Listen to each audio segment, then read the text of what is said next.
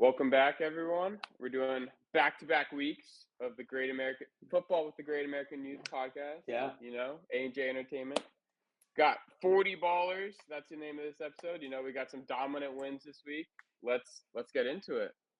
Yeah. So first off, we gotta start with the real NFL news. And I mean the Buccaneers, the way that their backfield exploded against the Saints, I mean, weren't expecting too much out of the Saints with Spencer Rattler starting at QB, but to see the Bucks put up the numbers that they did, Baker Mayfield's been having a great season so far, but Sean Tucker, kind of bursting onto the scene as he did, and then having it was Bucky Irving as well play really well. This Bucks offense has really been operating on all cylinders, and to drop 51 against a Saints team that started off the year really well is just showing even further proof that they're a legit team this year, and their offense might be the legit and more sustained version of what the Saints offense looked like at the start of the year. Exactly. I couldn't agree with you more. They're looking hot, especially offensively. Another very dominant win was the Lions over the Cowboys. I mean, I definitely felt like the Lions would win coming into this game, but not the biggest win since like the 1980s at the Cowboy Stadium. 47-9. It's just crazy. I was just shocked because it was the third and fourth quarter, and they're still throwing the ball up like 30 plus. And they're a run heavy team. They just really let Goff let it loose, and it paid off. I think everyone got involved in that game. Even Laporta is his best game off like one catch for 50 yards. That play was sick. But just great win for them. Happy to see the Cowboys lose any day of the week. Yeah. Yeah, and then that final game, Monday Night Football, Bills squeaking by the Jets. Really a big loss for the Jets coming out of this game. It would have been huge for them to win, but not able to pull through. I think at the very end of the game, intercepted to seal the deal. Interesting though, I mean, right after this game, the Bills, even though they squeaked through, Ray Davis showed up, had a really big game in the absence of James Cook, and then right after they pick up Devontae Adams. So that they're not the Bills pick up right after the Jets pick up Devontae Adams, the Bills pick up Amari Cooper. So both teams making really big acquisitions after this. What do you think about those trades and kind of where those teams are looking now? I think it just means neither team was really happy with their performance, which, I mean, the first half was pretty electric. The second half really slowed down. I think they both need another. I don't think the Jets really needed another weapon. I think they need more time to get gelled, but I mean, Devontae Adams won't hurt them. It'll obviously help. It might hurt Garrett Wilson a bit, but, I think it should open up the offense a bit more. And then the Bills, I think that's huge for Josh Allen. It could even boost their chance to win it all, but you don't really know till he gets there. You might not have a good relationship with Josh Allen. Kind of depends how that chemistry goes, but it's overall both great moves. What do you kind of feel about it? Yeah, I mean, I think I agree with you. It's kind of both of these guys are in similar positions as to they are aging receivers, coming from worse situations, with not really good quarterbacks, and they're looking to make an impact on winning teams. The Bills are actually winning; they have been winning, and Josh Allen's been distributing the ball pretty well, even without a clear number one option. They've done a number one receiver by committee thing, and it's kind of worked out for them.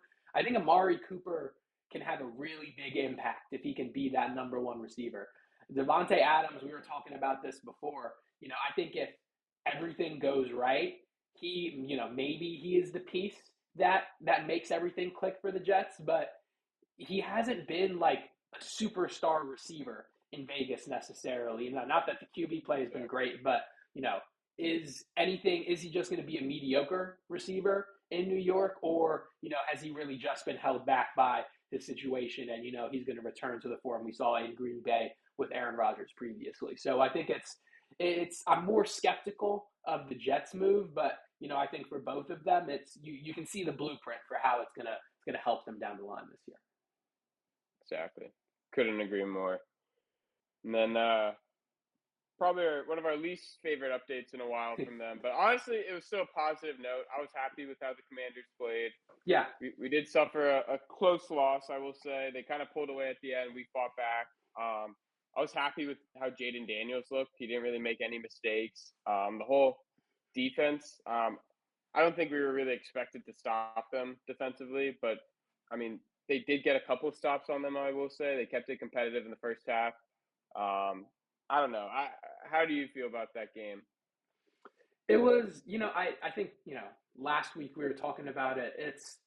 I think we were just more so looking to like see positive things out of this game. A win would have been great, but I couldn't agree with you more in that we saw Jaden Daniels look just as composed, just as poised, as he has previously. Didn't result in a win. The Ravens clearly one of the best teams in the league this year, but I don't feel any less positive about our team, and especially in the NFC East. Like I don't feel any less confident that we can't come out of that division on top. So obviously, you're never happy with a loss, but for a young team and a young offense that's trying to figure things out, I think we did a really good job fighting for ourselves in Baltimore.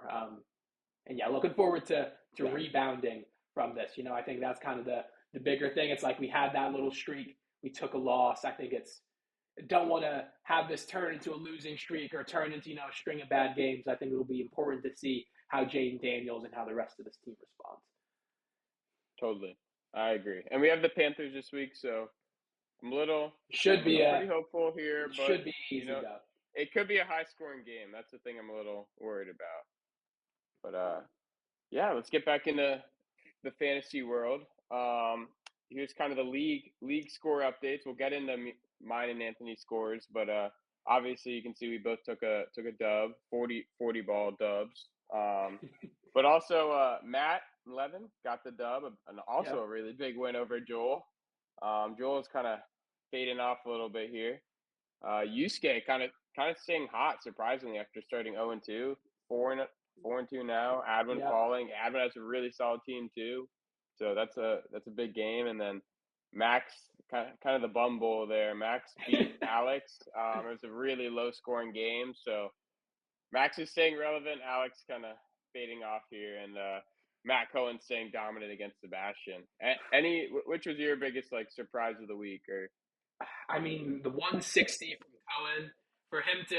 I mean, we'll get into the standings a little bit, but that was a big performance in terms of the points for highest scoring performance so far this season out of any team, and to have all of his guys go off like that, like when you have teams like just perform like that, it's scary. It's like, oh no, like this is what this team can do, like against me in the playoffs or in the finals or at any point. So at any seeing point? him, Yeah, yeah, it's like seeing him put up those numbers is a little scary.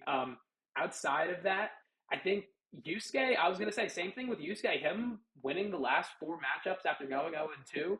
Um, so often, we see with Ian and Alex, they're both 1-5. That's a hard hole to climb out of. They were in that same category with Yusuke, after those few weeks of the season. But Yusuke being able to yeah. rebound with that and get four straight wins is it's been pretty solid for him. And now, he's in a much better position. So good to see him doing that. And then Fraudulent Joel is I think we've finally seen the, Fraudulent Joel The just truth, embrace the fraud. The truth has come out this year. And the truth. it's great to see 66 points. I mean, it wasn't a great performance. Who knows? The season's 2-4. He snuck into the playoffs in more dubious circumstances. So there's no saying what Joel will do, but yeah, it's not looking great for him so far this year. No, no. All right. Then getting into our specific matchups, I'll start with mine. Just honestly, need to take my hats off to Garrett Wilson and Debo Samuel, both dropping 20. I mean, that's kind of what I envisioned drafting them both. And the Garrett Wilson was my first pick, and then Debo, I think fourth or third around there. Dropping 20 each. That's kind of what was expecting from wide receiver ones. I mean, now Garrett Wilson unfortunately kind of downgraded to a wide receiver too there, but I hope I still am optimistic with him. He could have a good performance going forward, but dropping 2020, I did have Kyron Williams, who's arguably my best player, which I was happy about getting a dominant win without him. That just shows a lot about my team. And Jaden Daniels, honestly, they didn't get the win. I didn't think he played his best. I think he could do better. Josh Jacobs still a lot to improve on there. And then Deontay Johnson, he's been very inconsistent, but he's been hot at times, so I do like plugging him in. But I do think I found my tight end finally with Njoku. With Cooper gone there, Amari Cooper gone, I think Njoku could get a lot more targets, and Mhm. they're down in every game, so I do like that going forward. But yeah, Ian's team, 100 points isn't bad, but 1 and 5 is tough. That's nothing. You can't really say much about that. But sorry, man. Yeah, I mean, looking at your team, definitely a solid performance all around. And, I think you were talking about earlier in the season, just not seeing, like you were saying, your receivers weren't necessarily giving you the performances you were looking for. Even on your bench, seeing Keenan Allen find the end zone, DeAndre Hopkins doing all right. Like you're starting to get the depth performances as well with Kyron Williams, on a bye this week. So definitely, we were talking about they disrespected us with the preseason rankings.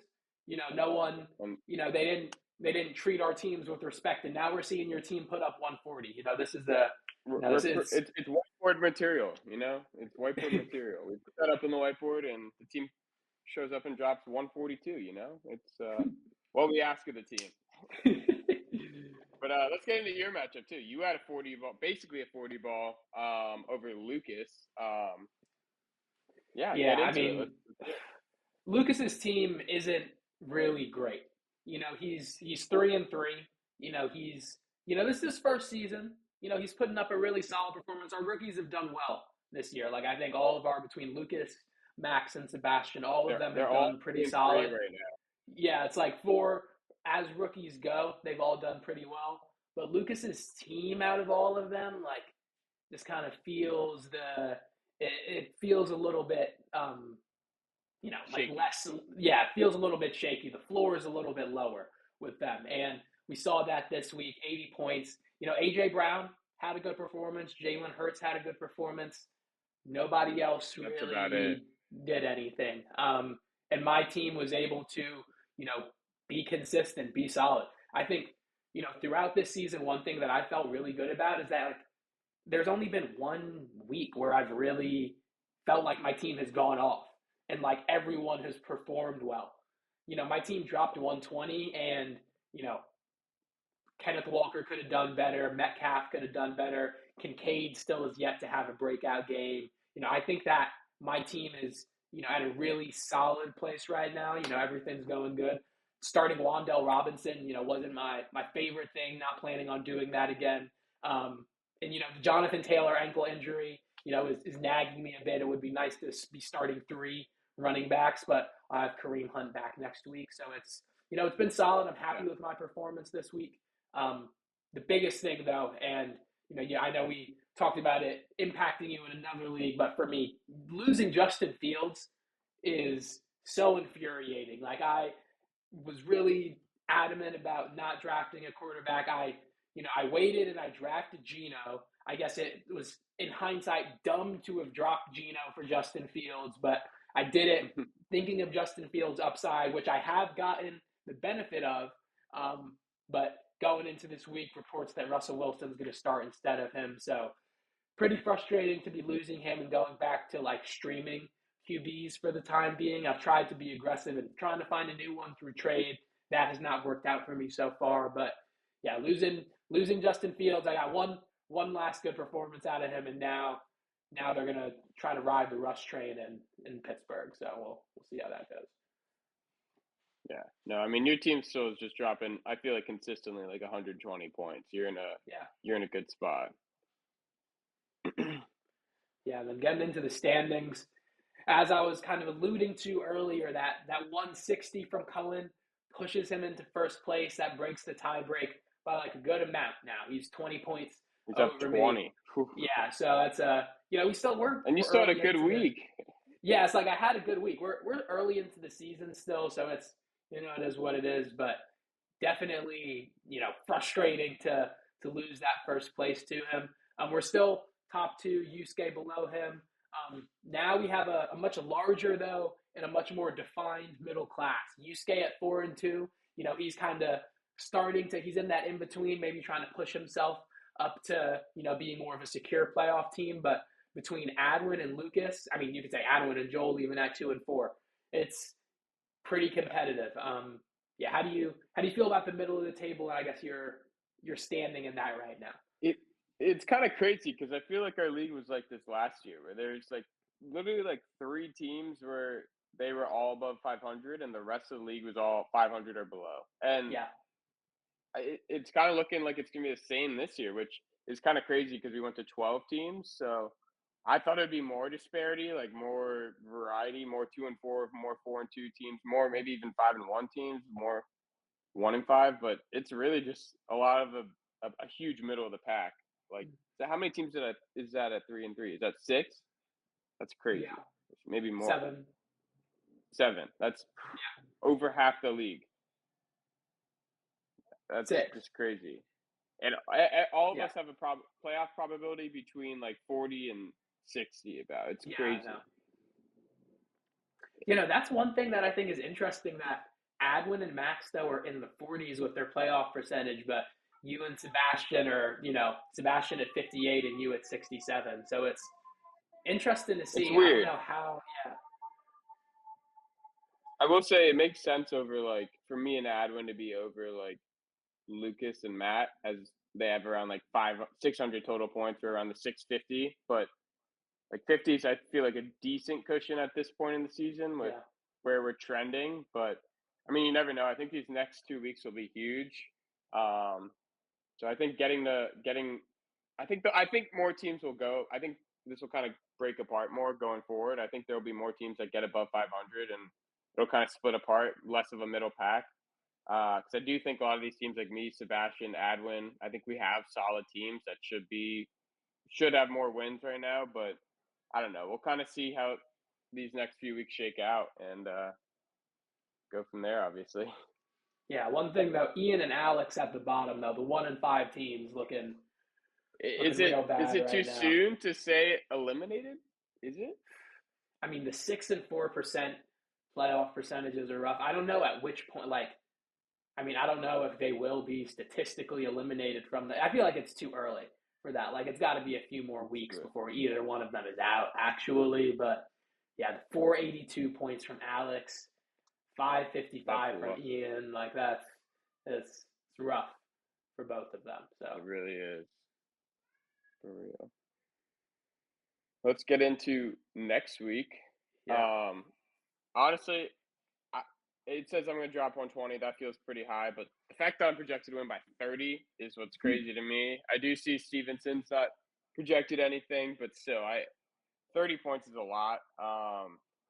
I do feel kind of confident in my matchup against Lucas. Like I don't think like you were kind of saying of the new rookies, he's probably on the weaker end in terms of the roster, mostly because of injuries, but it's still not really looking great.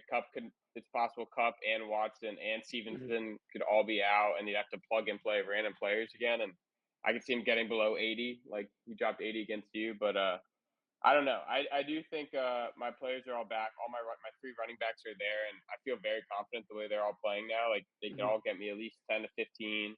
My receivers, even with Garrett Wilson, I think they could get me 10 to 15. And if I get that, and then production from Jaden Daniels, which he's been doing, I feel confident I'll be able to win this game. But I don't know. I am nervous. I am thinking about putting Deontay Johnson in. I do want to put him in against the Commanders. I think he'll have a good game, Hmm. but I also don't really know who to take out because I feel like my team is pretty solid the way it is. But that could be something I flip. But for now, I feel good.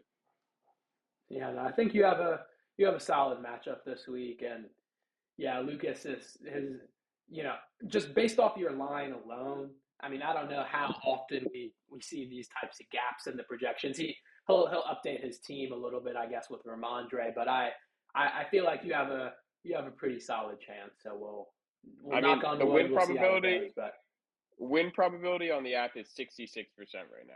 yeah, That's I feel like one of the highest I've seen in before a game has started. yeah, But let's get into your matchup too. You have a decent one against a 3 and 3 Max team, another rookie. We both have rookie matchups, after dropping 40 balls. This could be yeah. I dicey for know. them. Yeah, and Max's team is, I think, definitely a bit more. Max's team, gives me a bit more concern. He has A Chain.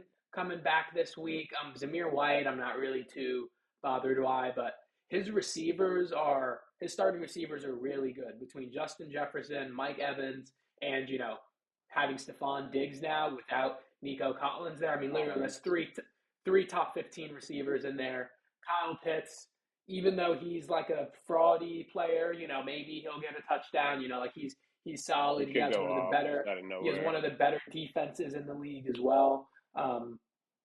Yeah, so he has a good team, and it's not that my team is bad, but definitely there are a few guys where I'm not as confident, and especially heading up against a team that has a lot of upside. It's like I don't know how confident I am in starting Bo Nix. I don't know, Yeah. DK Metcalf and Zay Flowers. They both had games where they've disappeared based off of the game script. I do think having Kareem Hunton is going to be pretty good. I feel good about my three running back setup.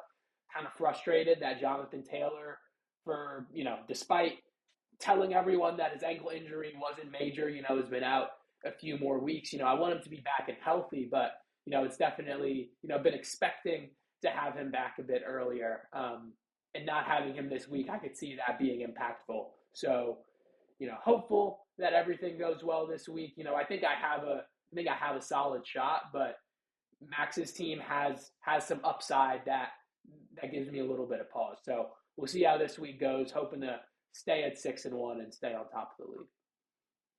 Yeah, it's interesting because you're projected to win by about 10, but the check marks in terms of like who's going to win each Yeah, matchup, it's pretty split. Obviously, kicker defense don't mean much, but you've got the tight end or the flex advantage, but then just because you got the running back, but he has tight end. I don't know. That's a close call to me, but mm, the receivers go to him, like you were saying. You got the running backs by far, and then QB is kind of. I hate that. I mean, Bo Nix is a question mark to me. He could drop 10. He could drop 25. I yeah, doubt 25, but it's possible. So Burrow, you're probably going to get 20 at least, I will yeah. say. But we'll see. It is a divisional matchup. I do know he struggles in those more so. So we'll see what happens. But honestly, I do think you. If I had to guess, I think you'll win here. Hopefully, Yeah. and yeah, we gotta revisit the standings. Ian, Ian, it's unfortunate where you're at right now. Sitting in 11th place. You've admitted it to yourself. You admitted it yourself to us. You're cooked in the league right now. This isn't a good spot for you. And I mean, it's been on kind of a downwards trend as well in the league. I mean, this just isn't a good, we're, I don't know, Jake, how do you feel about his team? What do you feel about Ian's outlook right now?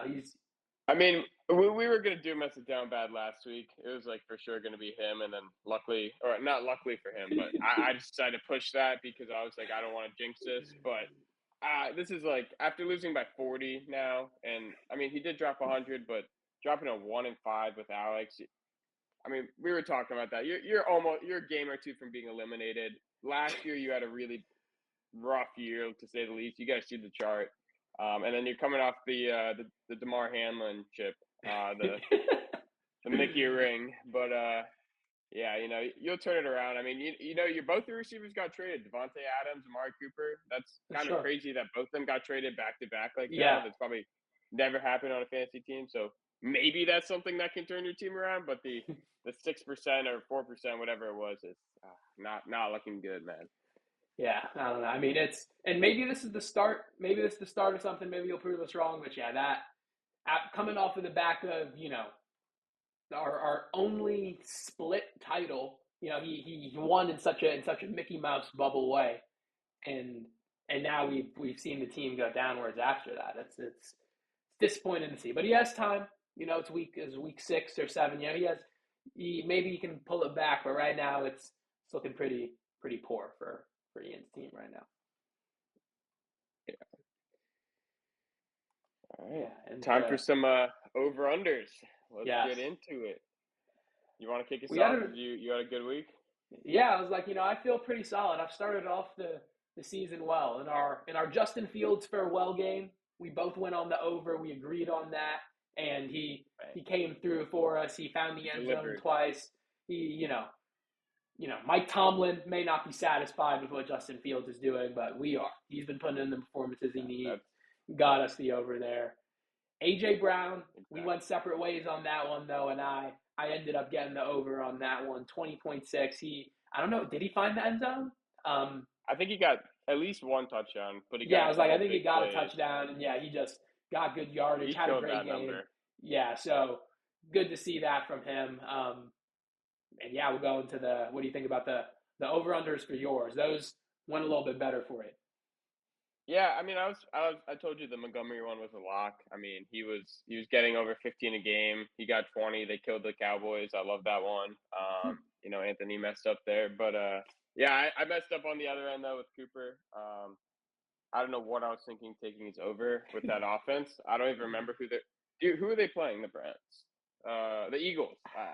Yeah, I just thought I thought he'd get one big play or a touchdown. The Eagles defense hasn't been great, but I messed that one up. You get the point there, and we split my game, but you take a point from the other end. So yeah. makes the overall standings 5-3. Cushion's getting a little bigger for you, but It's in I'm reach. so It's in confident reach. I'll stay in it. I'll stay in it. I could catch up right now. Who knows? Let's kick it off with So, your matchup. You go first for Bo Nix. yeah, I mean, Bo Nix, I'm not feeling 17.4. I think they're giving him credit because he's done better in the last few weeks. I think he's as a rookie quarterback, he's getting more command of that offense. You think that Sean Payton is going to start to, let the reins loose a little bit. He's dropped 20 plus fantasy points the last 2 weeks. But I don't know, away at New Orleans, this is a bit of a difficult matchup. Um, and especially, I don't know, while I would love for him to go over, I see him doing a little bit under this. I think it's going to be a battle of rookie quarterbacks. I could see this being an ugly game, similar to some of the other ones that we've seen Bo Nix have this year. So I'm going to go for the under. Maybe he has an all right performance. Maybe he finds the end zone once, but I think it's going to be more in like the teens, like the lower teens, lower teens. It'll be more in the 11, 12, 13 before it gets into the teens. I don't really see it getting at that So you're on the under. I was thinking taking the under. I do want to catch up though, and I could see the over hitting here, and I'm gonna take the over just to potentially catch up on you. And the reason I say this because New Orleans defense just let up 51 points to the Buccaneers. Or I mean I doubt that's gonna happen again, but I think Mayfield dropped 36 points. Like after doing that really means anything is possible. They let up high. half of that last week, literally, or double that last week. So Yeah.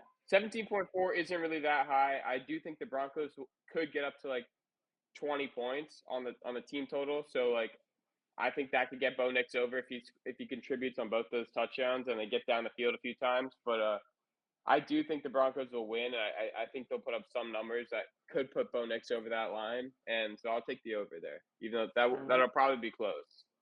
And then Devon on chain 12.9 against the Colts. Do you have a strong feeling on this? Do you want to go first, or should I?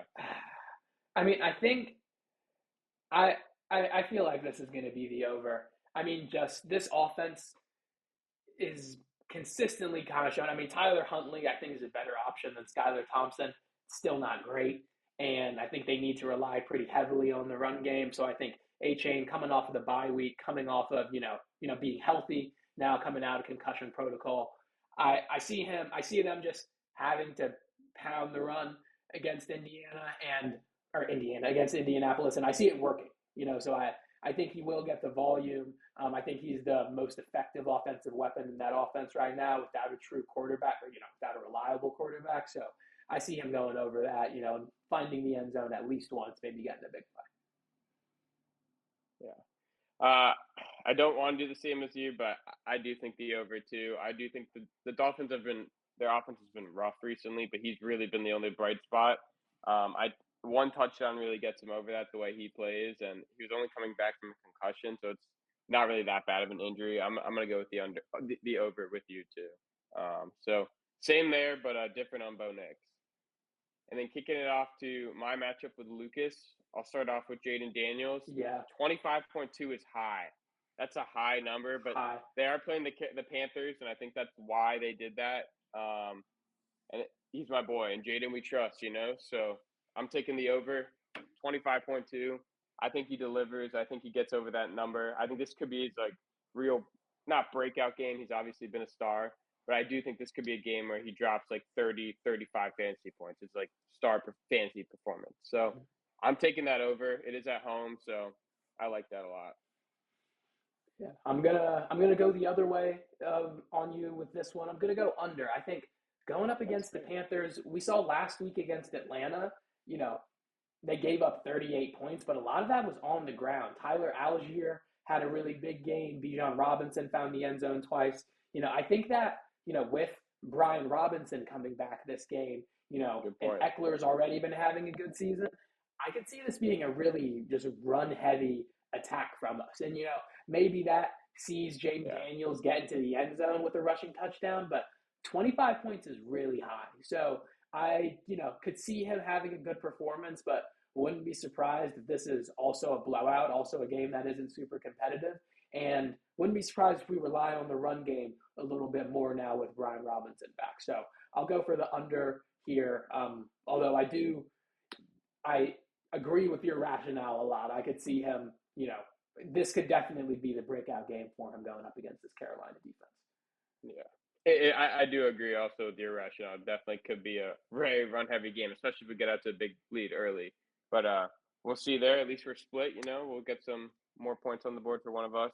But Jalen Hurts, I'll start that one off since you did for your two. But I'm going to go under there. 20 points.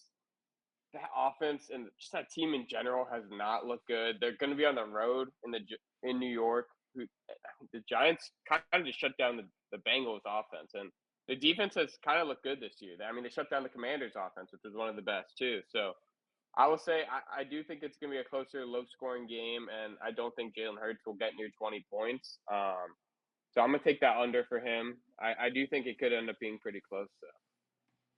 What about you? Yeah, this is an interesting game. I guess is Malik Nabers out of concussion protocol yet? Or he's going to play? So I think it's going to be a close game. I'll go with the over on this one. I think the over.